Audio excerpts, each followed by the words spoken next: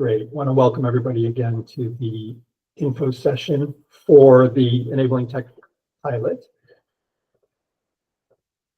What we're going to go through today, we did some introductions before we started the recording, but we're going to really give you the base level details on what this Enabling Technology Pilot is in the state of Arkansas, what the expectations are for you as a provider if you were to join on to the pilot program. Talk about shift education and what that educational component of the pilot is all about. The timeline of how everything is going to unfold and timeline of what your commitments as a provider would be. And the next steps, which essentially would be how do you apply to become a provider in the pilot program. This will give you the baseline information for you to take back to your teams, hold some discussions, come back with questions so that you can get all the information you need to make sure you're making a good decision by applying. That's really the goal of today's session. I encourage questions at any point in time. So either raise your hand within the Google Meet or drop your question into the chat and I'll take it at the appropriate time, but don't save them to the end. If you've got them, let them go. So we did some introductions beforehand. We have Annie Eubank and Harold Sloves on and myself. There's essentially a 5-person team that works on this grant project. We've been contracted by the state. Harold, Annie, and Elena are subject matter experts. They are charged with working with the providers on the successfully preparing to be an enabling technology provider now and going forward in the future. So they assist with coaching the provider organizations on how to do proper assessments, how to select technology that's appropriate for the person's needs, and really hone your skills as a provider to be able to work within the enabling technology field. So that's Annie, Harold, and Elena. I am the provider-facing specialist. So as a provider, any questions about the process, the grant, are you following everything properly, or you would address with me. And then Rachel is our overall project manager. She couldn't be on the call today. And Jason is also a SME on this project, but not a day-to-day SME. He is with Simply Home as well. So I just wanted to give you faces with some of the names you're going to be seeing. So the scope of this pilot is really twofold, 2 goals that we have. What's important for you to know is we've completed 1 year of this pilot already. Starting in roughly May of 2024, 10 providers across behavioral health, developmental disabilities, and aging engaged in the first year of the pilot.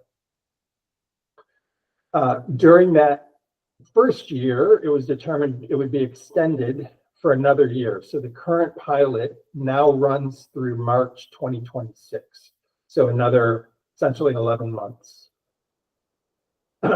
And what we've been doing so far during the pilot is really developing a technology first mindset within 10 providers who are part of the pilot. That includes the shift education that Jill's going to be talking about.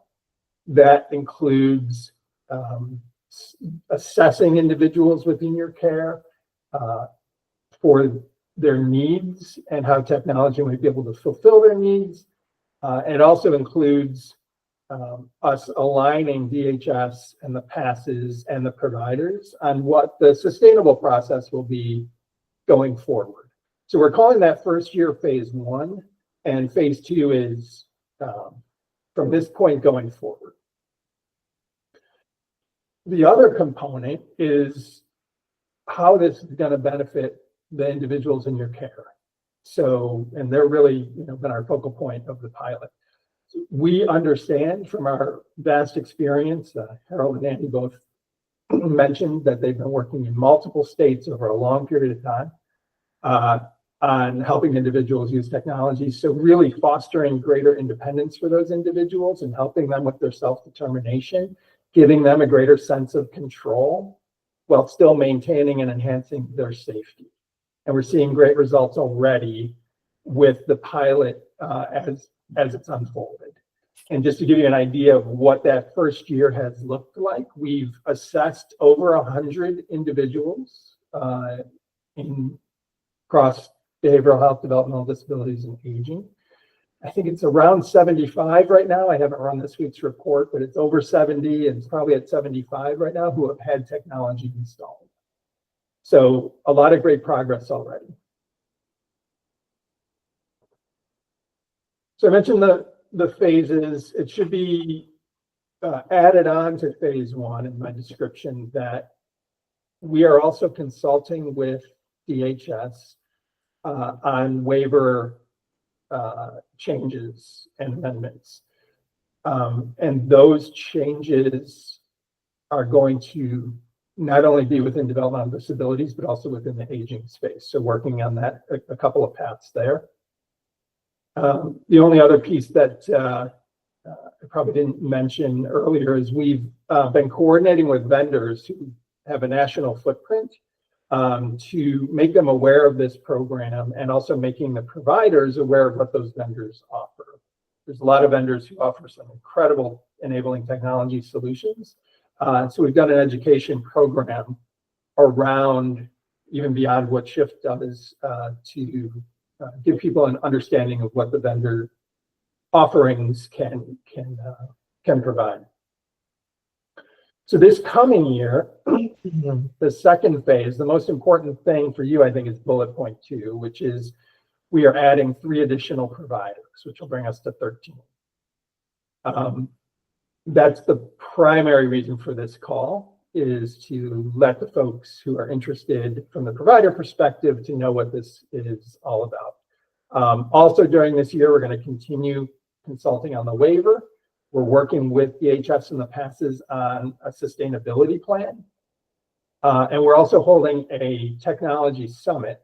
So whether you participate in the pilot or don't, in September 9th and 10th, we'll have a 2 half-days summit in Little Rock, which will have an incredible list of speakers and give you an opportunity to learn even more about enabling tech. All right, so what does this all mean for you? I'm going to jump past these 2 slides for right now and come back to those. So what does it mean for you as a provider? If you apply, what you would be committing to is going through Shift training for a select number of members of your staff. Jill will get in more to the specifics of that, but based on your organization's size, Shift will recommend a certain number of individuals who would go through various levels of Shift training, essentially to develop the technology-first mindset within your organization. Then you'd be asked to hire a full-time technology champion. That person would do a lot of things, one of which would be interfacing with our grant team, establishing policies and procedures within your organization, championing or evangelizing on behalf of enabling tech within your organization. So finding those folks who might be resistant and doing all they can to help educate and help those people see the benefits of enabling technology. In addition, they're going to be coordinating all the gory details. So they're going to be tracking the assessments you've done, the technology you've recommended, the reimbursements that you're getting. They're really the technology manager and champion within your organization. And I'll talk a little bit about the funding and incentives on this pilot in the upcoming slide, but should be aware that there is some funding for the tech champion. In addition, you'll have a tech team. So that tech team is going to be a layered on responsibility for a handful of folks in your organization, folks who have some interest in technology. And what they'd be doing is really consulting with the tech champion, a couple hours a month maybe. How are these policies and procedures playing out within the organization? You want somebody at all levels of the org within your tech team. You want a DSP coming back and responding to whether it's a new policy or whether it's a new type of technology you're using. You want somebody who's doing the direct care to be able to give you some feedback. Probably want somebody from all levels, as I mentioned before. So that tech team would be 4 or 5 people, and they would want to be engaged in the tech program. And then you'd be expected to assess and implement technology for a minimum of 10 individuals. And that would all need to be done by the end of March 2026. That's a very doable time frame with some focused effort. And then we'd expect you to comply with all of the requirements and the processes and achieve the milestones that we'll lay out within the program. And as I mentioned before, the tech champion really championing for the adoption of enabling tech in their organization, and honestly outwardly too. So interfacing with the passes and interfacing with DHS about the benefits that you're seeing from using tech. I'm going to pause there because that's a lot, but it's also a very important slide. Do you have any questions so far?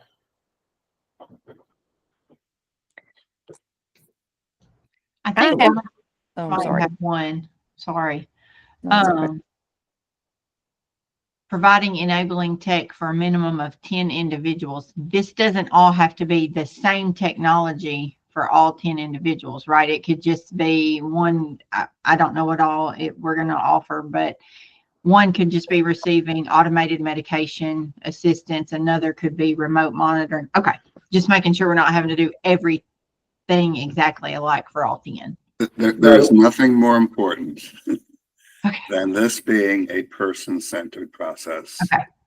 That's everything. So I think you already get that, but just to Yeah, emphasize, I was trying to that's the core of it. I'm sorry, go ahead. Deanna. Of who we might be able to pilot in this, and I was just thinking that their needs vary, and so I just wanted to make sure it was going to be kind of a custom thing. Okay, thank you. I was just about to say, Harold, could you jump in on that? And you did right on cue, man. Perfect. It's a sensitive issue. Angela, you have a question? Yeah, you mentioned, collecting data, and I think it would help me understand exactly what our goal is if I could hear what exactly is the data that we're collecting during this project. That's a great question, Angela. Thank you. So I can summarize pretty easily. It's not that extensive, but it's important. So we have a very, I would say, straightforward 5-question survey that we give that the providers give to all of the individuals before they get technology. And it's a quality of life survey. So it's how do you feel your quality of life is? How much support do you need on a day-to-day basis? What is your comfort level with using technology, and do you use any technologies? Those sort of questions. And that survey is given every 6 months. Every 6 months along the path to see if those answers change. It's graded the answers are on a scale of 1 to 5. And so that's one piece.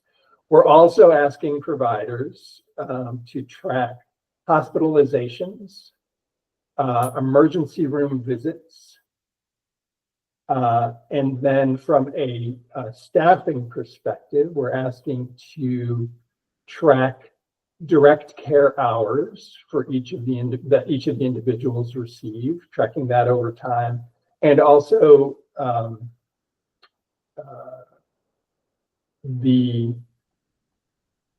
and then the staff turnover rate. So specific to the staff that would be engaged with that particular individual. So those are the core components right now. It may expand a little bit because we have an opportunity with Arkansas State in the second year that might allow us to expand and slice and dice a little bit more data. Does that help? Yes, thank you for that. And just, you know, because we're it coming in late to this in the final year, it sounds like we really need to get on identifying individuals as quickly as possible in order to collect data. Yeah, and so the intent would be that the data collection would not stop when the grant ends, Okay.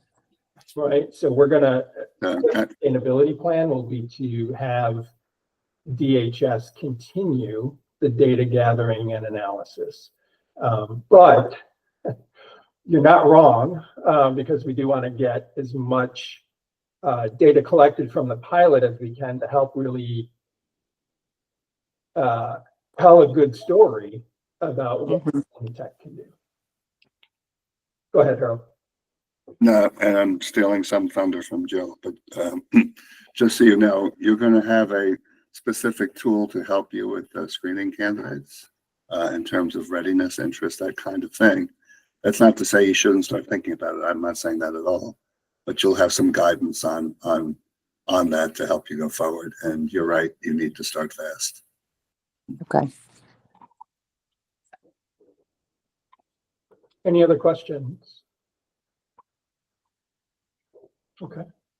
All right, so this is a slight bit of a repeat, but I think what I wanted to emphasize here is that this set of milestones each comes with financial incentives. So that is built into the grant, financial incentives for your provider organization. So for each step listed here, signing the memorandum of understanding, which would be if you are selected as one of the new pilot providers, you would sign on to the project, and that would unlock some dollars. There's dollars for hiring the tech champion. There's dollars once you set up the tech team, for completing shift training, and also for implementing installations for an individual. How much is the obvious question, and that's what the next slide will show. So this is the summary, and I won't read it to you, but you can see that the major incentives total up to $45,000 available to your organization. The kind of main component of it is $36,000 for the tech champion position, to help fund the tech champion position. And the expectation is that tech champion is hired for the pilot purposes through March of 2026.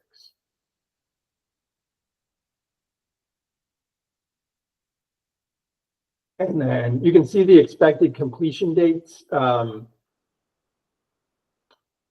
would just say those targets are loose, but we want to mark to dates, definitely.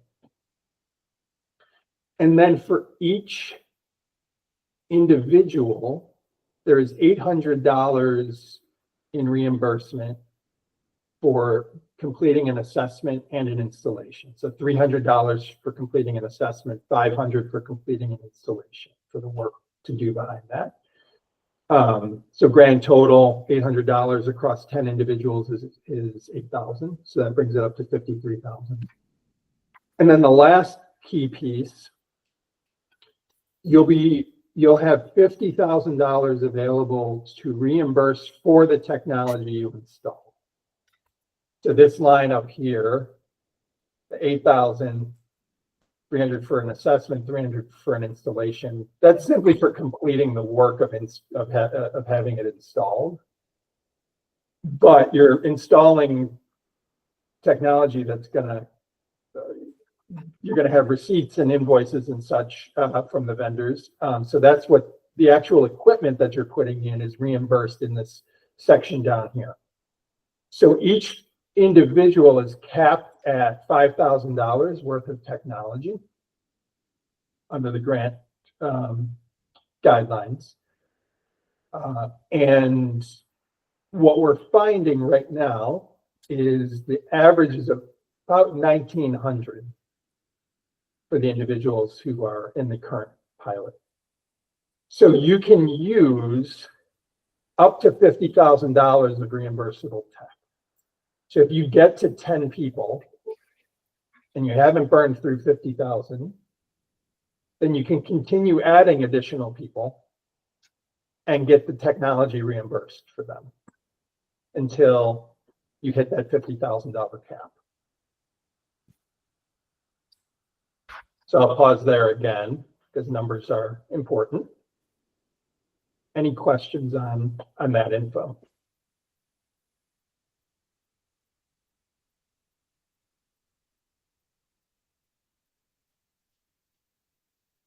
Okay.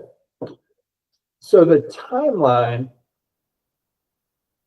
roughly the timeline, we want to start in June to have everybody in the three providers really engaging. So in that case, we would do a project kickoff with the three providers in June.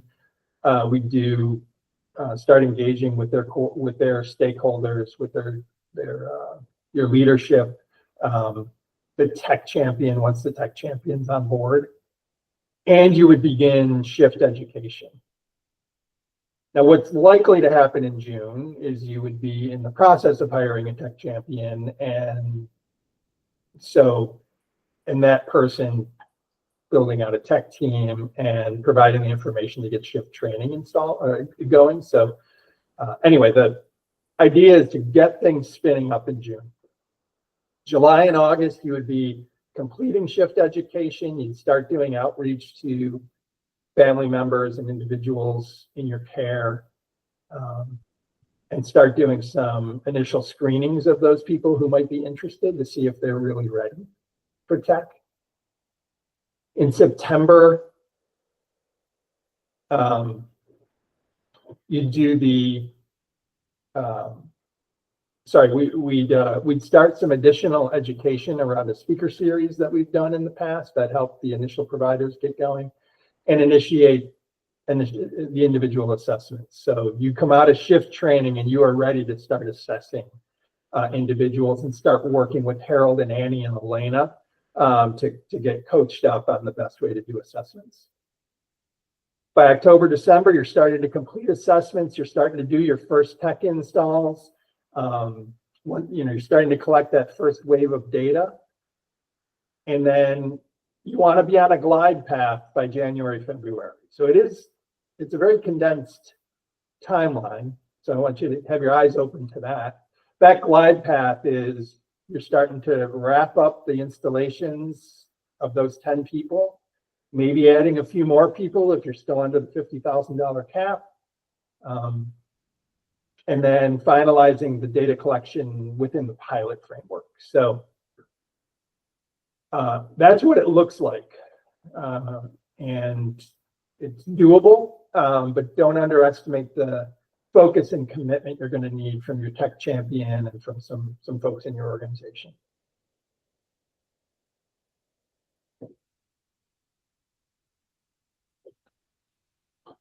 All right, and I have one more question.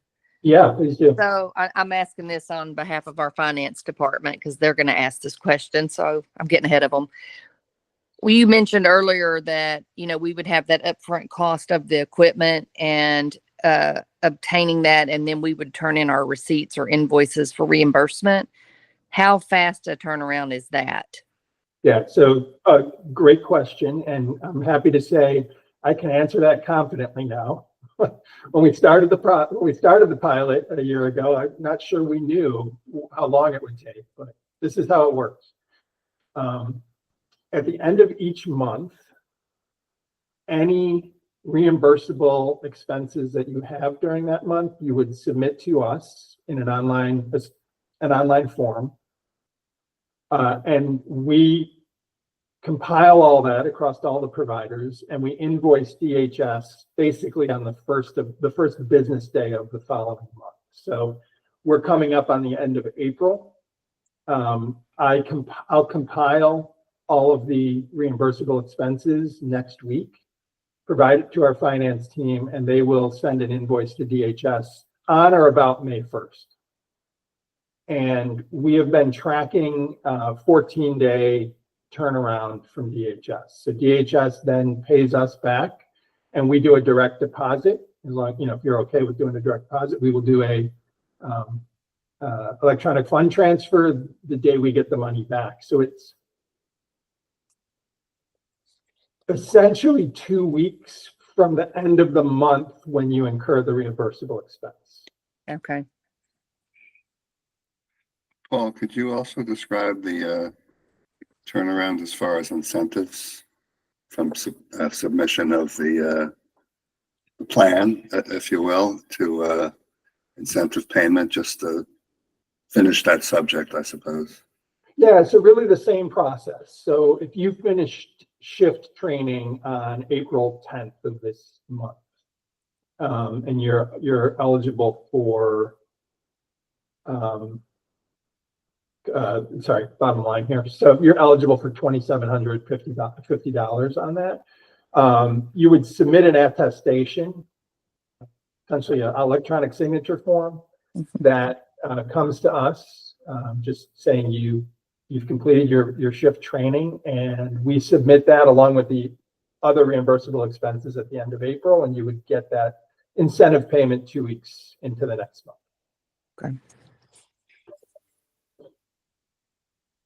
So since we're asking all these financial questions, are there fees tied to either getting enrolled on the Shift education platform and then also being trained? No, very good question, because I don't have that called out in here, but that is your enrollment in Shift is covered by participation in the grant. So it's actually a benefit that I don't list here, but Okay. It's a real benefit. So the 1,250 is just an incentive for doing it? What you're saying? Say that again. So the $1,250 that you listed on your list, that's just an incentive payment for completing the training? That's correct. There's no out-of-pocket expense for Shift Okay. from the organization. That's a great question, because I never even thought to put that on here. That's really good. Thank you. So I'm sorry. So the salary and the hiring incentive for the technology champion, is that released by 36,000, or is that incremental over monthly? It's going to be incremental based on meeting milestones. Okay. So, yeah. So we're still dotting I's and crossing T's on that, but it's roughly going to be 40% right off the bat, and 40% when you install your 5th of 10 individuals. And then the last piece closer to the end of the grant, just to ensure that you're keeping your technology champion engaged throughout the full term.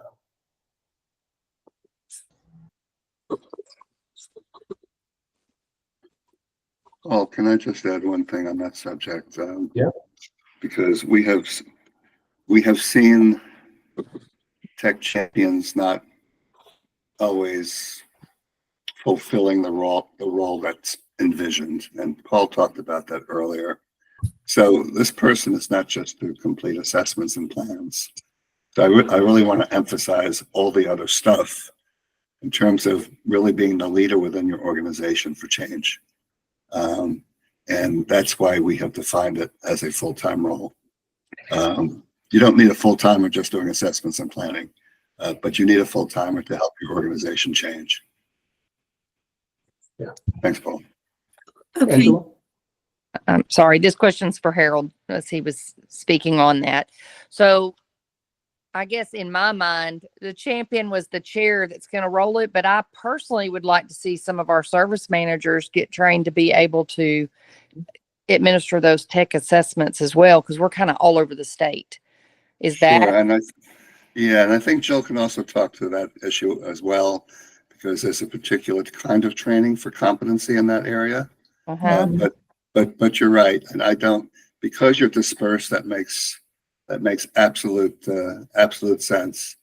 And again, in terms of this change effort and communication, it's not just vertically from top to bottom leadership to DSPs being on board, but also horizontal, so that you're not working in silos. So HR knows what's going on, Mhm. finance knows what's going on, they understand the implications of all this. So it's both vertical and horizontal communication, which is why I say the role of the tech champion is more than just assessments and planning. Mm-hmm. Okay. I just want to make sure that the role of the champion wasn't that the champion was the only one that could do the assessments. Okay. Other questions? Okay, I'm about to hand it over to Jill, but I skipped through a couple of important slides earlier because I was on a different train of thought. And I don't want to assume everybody understands what a technology first approach is.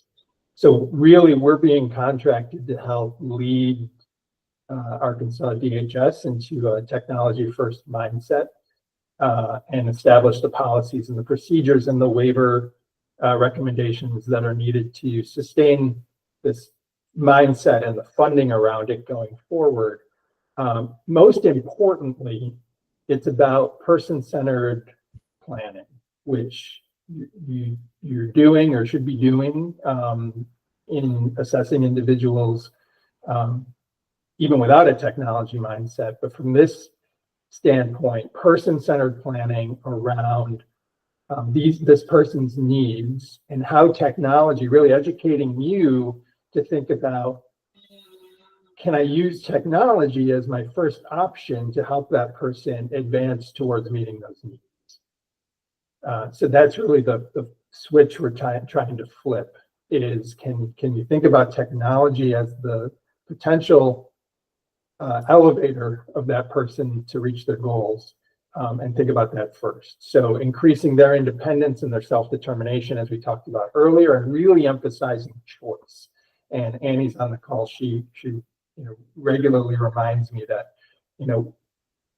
without choice, the brain really prunes its connections and its ability to function fully, right? But choice unlocks and keeps that engagement and growth going. And it's really important that we emphasize the individual's choice within this entire process.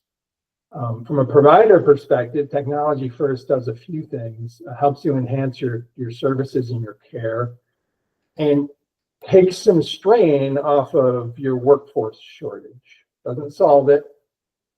Doesn't replace people, because you cut back one shift someplace because technology can help, I'm sure you can find a place for that person, for that shift to be applied to, right? So it starts to take some of the burden off of staff when done thoughtfully and appropriately. So that's really the tech first mindset benefiting both the individual and the organization going forward. But the big emphasis is, and we try to drive this message home quite a bit, it's not about technology, it's about the person and their goals and how technology might be able to slip in and help reach help them reach their goals. Deanna? I'm trying to figure out exactly how to phrase this. What have you seen as the biggest challenge in the first round of this pilot in regards to families being willing to accept some of this technology as an in lieu of service? Does that make sense? It does. That makes great sense. I'll jump in. Just based on my experience, the providers I'm working with have done a great job working through that. And to my knowledge, they have not hit a lot of roadblocks in terms of people and families they've engaged. But again, they've done some homework. And we talk about, this is not about convincing or persuading. I mean, you educate, but you don't try to persuade, because when you get locked into that, that's really, it's just not good in any way. So a lot of it is really based on your existing familiarity with the people that you're supporting and those families. And I know you have that list in your head. And then you go from there and you sort of formalize those choices, and you engage people and you validate what you believe is true or not true, and you move on to the next. So I wouldn't sweat it. I think you probably have a pretty good idea of who's ready and who would like to. You may not be 100% right, but I'm pretty sure you've got a lot of it right. Okay. I'm a huge proponent of, when you need to do multiple things or you need to involve multiple people, find the one that's going to be a success first. Don't start with the one that's got all the roadblocks. Find the one that's going to be successful. And then your team feels successful. The individuals feel successful. The families are okay. And then kind of that word of mouth goes around and everybody's confidence is built versus this is a problem. So I was just curious about that. Thank you. Yeah, of course. Success begets success. Yeah, a couple of additional thoughts there. So Shift coaches up the people who take their education on using a screening matrix. And that screening matrix is a set of questions to help identify if the person and their circle of support are ready for technology. And Harold is regularly says this, and is very correct in saying this, that if that screening matrix indicates the person's not, or their circle of support are not, it's an opportunity to educate them more on it. So we do give you a tool to help you identify who may be ready. The other thought is, and some providers have tried this, if there is some hesitancy, is to start small. Don't try to put in 5 things for the person, but maybe start with 2 and let everybody see that it is going to help them reach their goals, and then simply loop back within the time frame of the pilot and add some additional stuff. Well, that's a great point. And so far that where you start is never where things end. So if you begin with 1 support and then over time, there's other changes, and maybe 2, it may be more, it may be less. So this is meant to be a very flexible process. It's not one and done. This is ongoing. Just like any support, you're going to reassess over time. This is exactly the same thing. So there's no pressure to include everything people can think of. That's actually a really bad idea. And so you begin where everybody begins, at the beginning and starting point, and then you continue to look at it. After we're gone, you continue to look at it. It is not static. People's needs are always in flux in some fashion. Go ahead, Michelle. The question I was thinking as you were talking, have you had families who have dropped out and said that they do not want to participate once things have gone into effect, and how is that handled? I have not personally, not in Arkansas or other places. It doesn't mean it doesn't happen, but personally, I have not experienced that. The only withdrawals we've seen are folks who have switched provider or moved, which is no fault of the technology, just regular circumstances. What we do look at is usage, and we're trying to expand sort of data collection on usage of some of this stuff, and that'll be eye-opening. But what we're seeing so far is very positive results. And I'm going to make that the last question because I really have shorted Jill on time. I'm just realizing that. So Jill, we've said your name so many times, there's a buildup here, so I'm gonna let you take over and lead us on. I'm going to be very quick. I know we've already kept you long, and if you need to drop off, Paul will share the recording, I'm sure. So anyway, you guys really covered pretty much everything that I needed to, that, this is a true culture shift that you're signing up for, and that takes a really strong foundation. And that is why we're starting with education. That is what Shift is all about, is educating people at all levels of your organization. One of you mentioned geography. It could be at all locations. It could be across locations to make sure you feel like you have that depth and that breadth of impact. But our education begins with the same core principles for everyone. So what I love about it is everybody will start talking the same language at first. They will start understanding the definition of enabling technology, assistive technology, remote support. They'll start with the same kind of myth busting of technology is not here to replace anyone's role. So all the things that you've heard us talk about so far already really gets incorporated into the education. Our education comes in a couple different forms. We have an introduction. It's a 2-hour webinar, Introduction to Technology First, which is really designed for the direct support professional, but it would benefit anyone. And then we have certifications that are a little more involved, and they're really for your leadership, your manager level, people that you want to actually get a certification in this work. And that would definitely be your technology champion. But to one of your points earlier, it'll also be multiple other people. So the folks who take our enabling technology integration specialist will know how to do the things that Paul was referring to. So know how to complete screening tools for readiness for technology, deciding which technology is best. So using a technology assessment to identify which technology is a good match, and then also building a plan around each piece of technology. So I think what I mostly want you to hear is this is a big undertaking, but you are surrounded by support and knowledge, and Shift Education is going to have you completely prepared to start this journey. And I haven't seen it done this well in many states, I'll be honest. I think that you will get the education, and then you will have these subject matter experts to surround you through education. Your team will have the knowledge and the tools to use.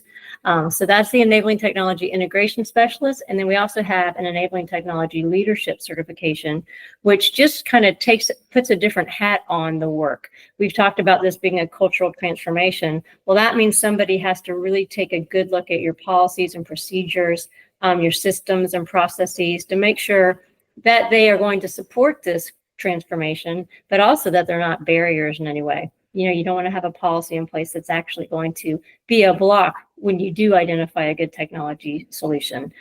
So that's where the leadership comes in. We will work with you to decide who in your organization should take which learning. We will suggest how many of each of these 3 learning types I mentioned that you do put people in. That will prepare you to be able to acquire Technology First accreditation for your organization, but that won't be part of this project. We will educate the right number of people so that if you want to look at that later, I can tell you all about it.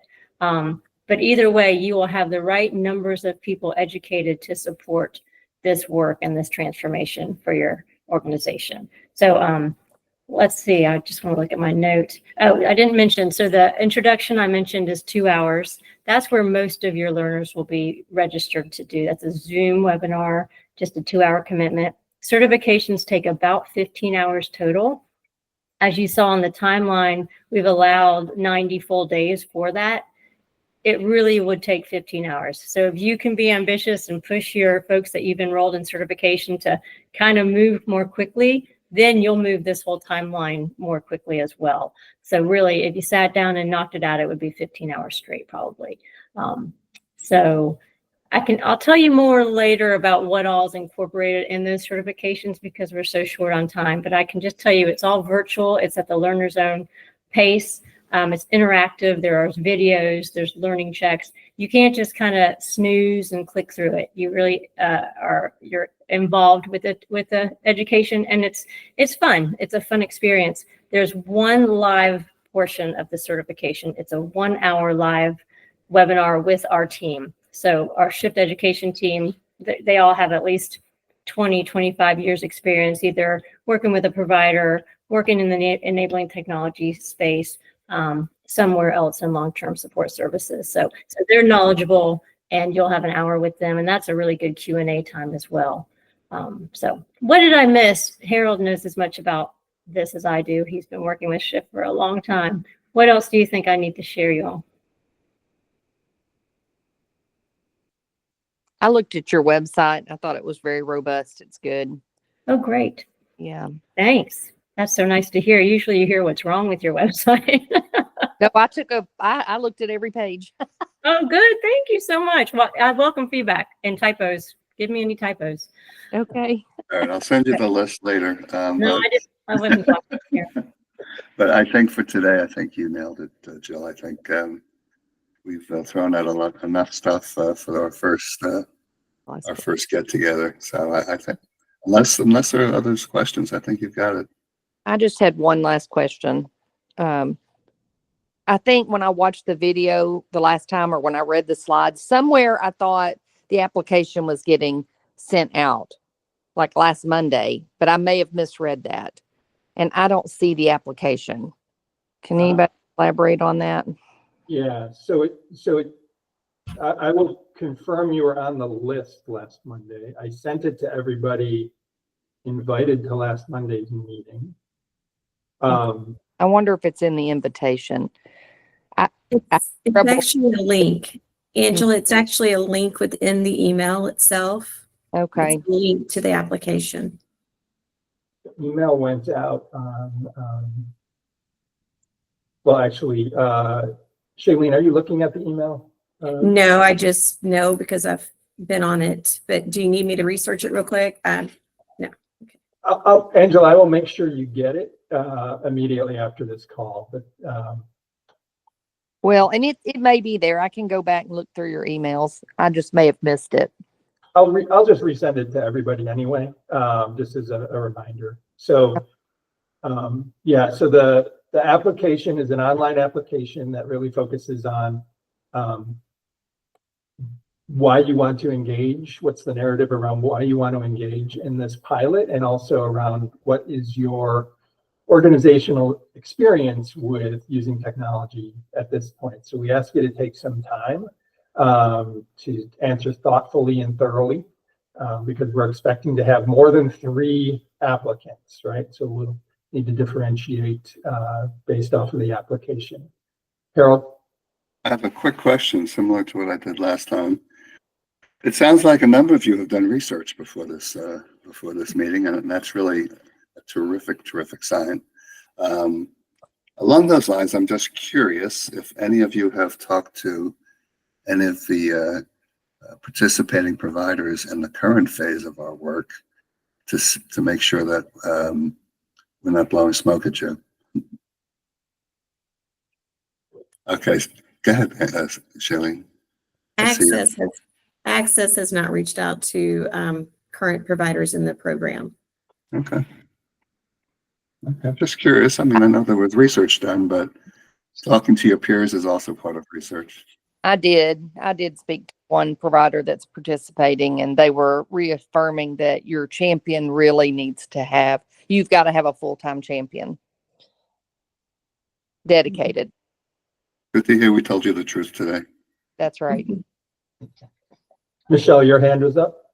I did at the technology convention that was last fall, when we first heard about the original pilot, and I had just casually talked with a few, and they had said that there were some challenges with getting all the assessments done and the time, or all the training for the staff done in the timeline that they needed to, but they were able to do that. But they were very positive, and absolutely that I reached out to Melissa Weatherton immediately and said, if there's spots that come available, please let us know, because we so want to do this. So they were very positive and very encouraging. Great. And Deanna, your hand is up. Yes, I did talk to actually 2 of the providers that are in it. Mine was more of a policy and procedure focus, though. We kind of got into, well, I'm a CARF surveyor too, so policies are important. And that's kind of what we had talked about, not so much the program rollout, but what that looked like administratively as far as policies that they have, what actually needed to be changed and that kind of thing. So Great.